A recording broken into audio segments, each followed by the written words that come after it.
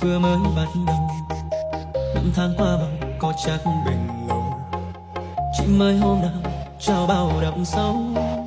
Hôm nay quay đầu đi chẳng chào một câu.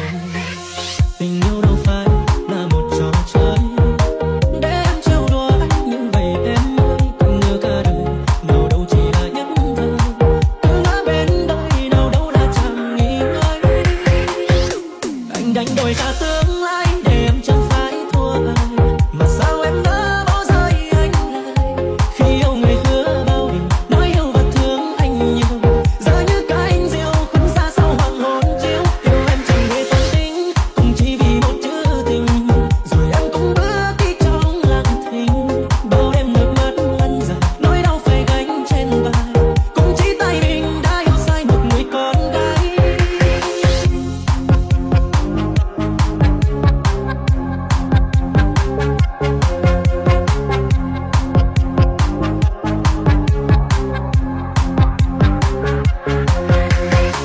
Tình yêu đâu phải là một trò chơi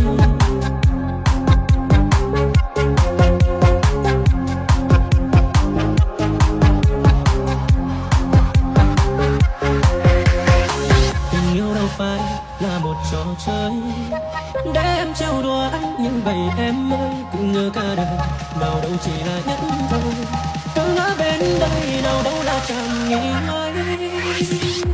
Anh đánh đổi cả tương lai để em chẳng phải thua ai, mà sao em nỡ bỏ rơi anh lại. Khi yêu người hứa bao điều, nói yêu và thương anh nhiều, giờ như cánh diều khuynh ra sau hoàng hôn chiếu. Yêu em chẳng hề toan tính, cũng chỉ vì một chữ tình, rồi em cũng bước đi trong lặng thinh. Bao đêm nước mắt lăn dài, nỗi đau phải gánh trên vai, cũng chỉ tay mình đã yêu sai một người con gái. Đánh đổi cả tương lai để em chẳng phải thua ai, mà sao em nỡ bỏ rơi anh lại.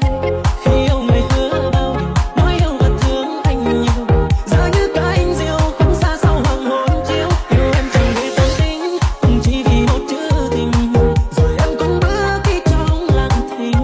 Bao đêm nước mắt lăn dài, nỗi đau phải gánh trên vai, cũng chỉ tay mình đã yêu sai một người con gái.